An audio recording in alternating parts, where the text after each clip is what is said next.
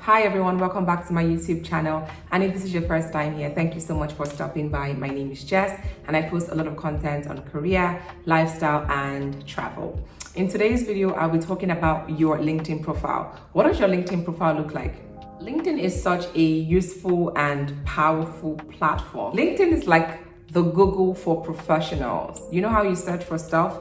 That's what LinkedIn is for. If you're looking to hire anyone, if you're looking to make sales or find new businesses, LinkedIn is your go-to place on a professional level. On a more personal note, the reason why I don't joke with LinkedIn and I'm the first preacher of LinkedIn is I have gotten 4 jobs via LinkedIn. And today I want to share a few tips that could help boost your profile's visibility and overall outlook. If this sounds good to you, then don't go anywhere and I'll be right back.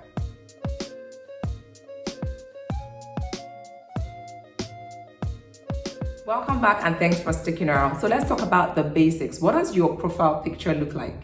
That's the first thing you see when you look at someone's LinkedIn profile, their profile picture. What do people see when they look at my profile picture? What can they perceive from that picture? Do I look unserious? Do I look unprofessional? That's not what we're gunning for when it comes to LinkedIn. You definitely want to look your best.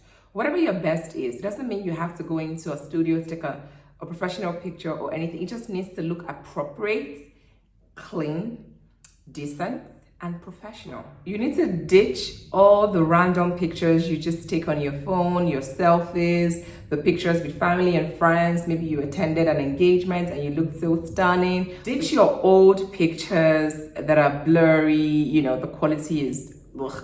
Ditch all of that and make sure that you first have a very recent picture on your LinkedIn, and then secondly, make sure the quality is so the resolution is on point, ensure that it's not blurry. When you click on the LinkedIn picture, like the profile picture, it expands it. And if your picture looks like this, all shrunk up, it means that the quality is really poor. So don't just put a profile picture for the sake of it and not care about how people perceive you, because what's the point of being on there? The second thing is your headline. What does your headline say? I'm personally about keeping it simple. I've seen a lot of people who have very long headlines, MBA this. You put all your qualifications and all whatever certificate you've gotten in this lifetime, people attach it to their LinkedIn profiles. My advice is keep it simple, right? So you can have basically your job title on there as your headline, or you can have something that sounds like your job title, but you feel is more attractive in the industry that you're in.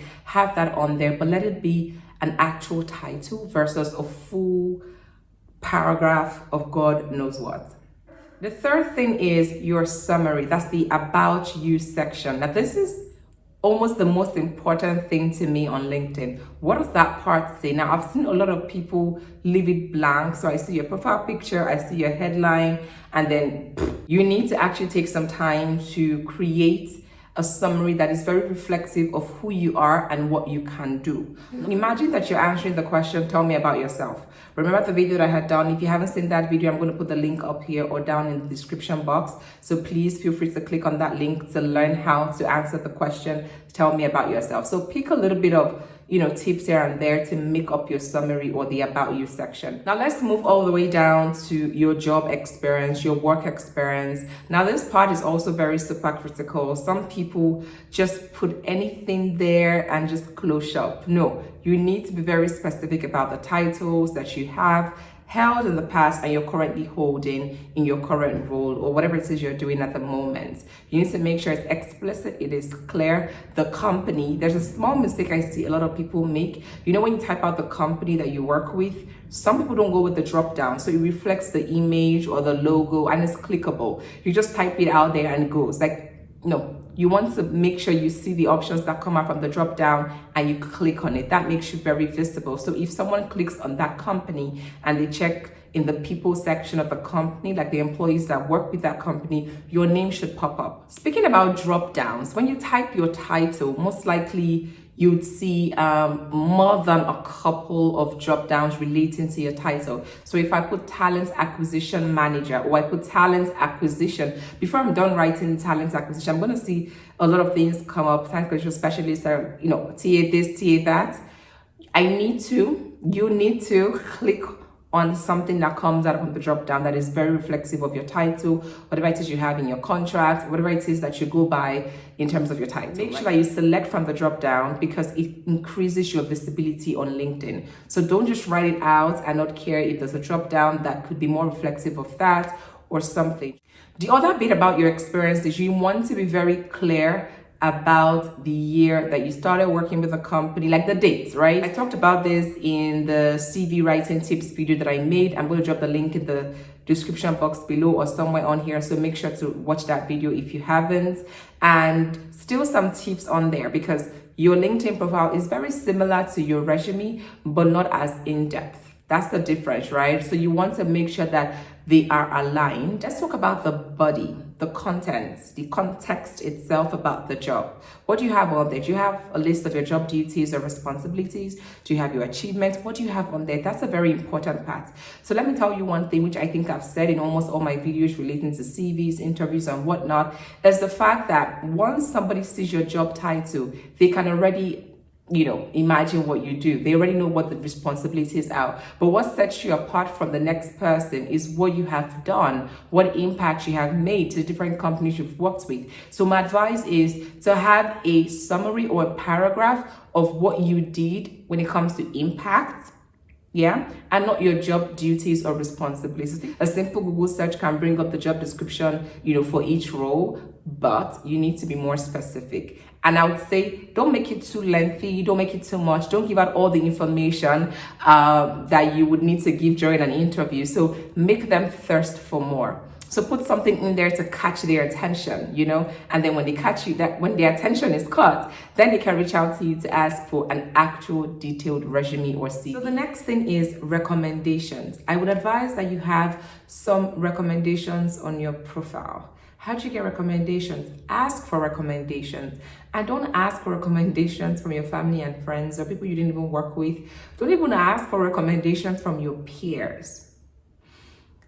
Think about recommendations as references. If I were to do like a back channel reference check or an actual reference check, who would I be going to? I'd probably go to people that worked under you or people that managed you.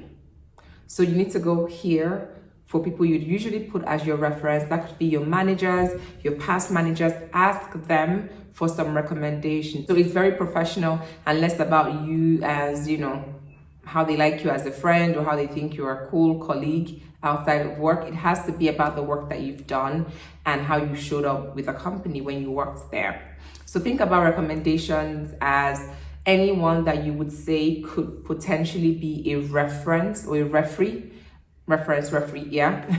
to a prospective employer. So the final thing is keep your LinkedIn up to date as often as you can. Don't be that person who refuses to update their LinkedIn 2 years after they've been at a new job. It's no longer a new job. You've been there 2 years. You're most likely an OG now. So make sure your LinkedIn is up to date. Make sure it is reflexive of what you have on your resume as well. They need to make sense together. And then my bonus point, which is not really a bonus point, I think I should have said this in between everything that I've said, is to make sure you make use of buzzwords or keywords. So we talked about the headline. Make sure it is something that is, unique to your industry. Something that if they're looking for AU, is easy for them to search using Boolean strings and you would pop up. The idea of making your profile very visible is such that, think about it like Google, right? Like if you try to Google something, do you really ever go to the second or third page? Maybe if you're so desperate for that information, you probably go to the second page, but who really goes to the third or fourth page? You need to find the most important or relevant information on the first page. That's how you should treat your LinkedIn profile. Will people find you on the first page?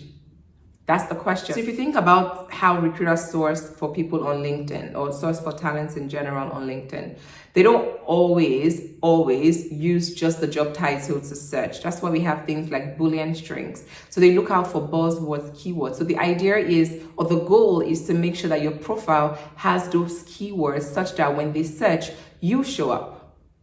Not on the third page, not on the fourth page, you show up on the first page. That's the goal, or at least the second page, right? But the goal is to ensure that you have enough buzzwords, enough keywords relevant to your industry, relevant to your role that would most likely put you on the first page. That's the goal. So in my next video, I'll be sharing some tips on how to effectively reach out to hiring managers or recruiters on LinkedIn. So if you'd like to know more of that, obviously this is the time for you to subscribe to my channel, and of course hit the notification bell just so that you get alerted when I post the next video.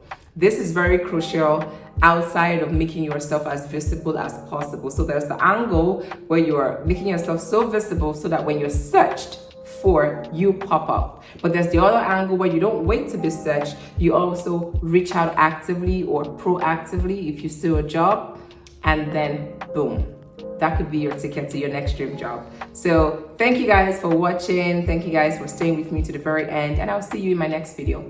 Bye.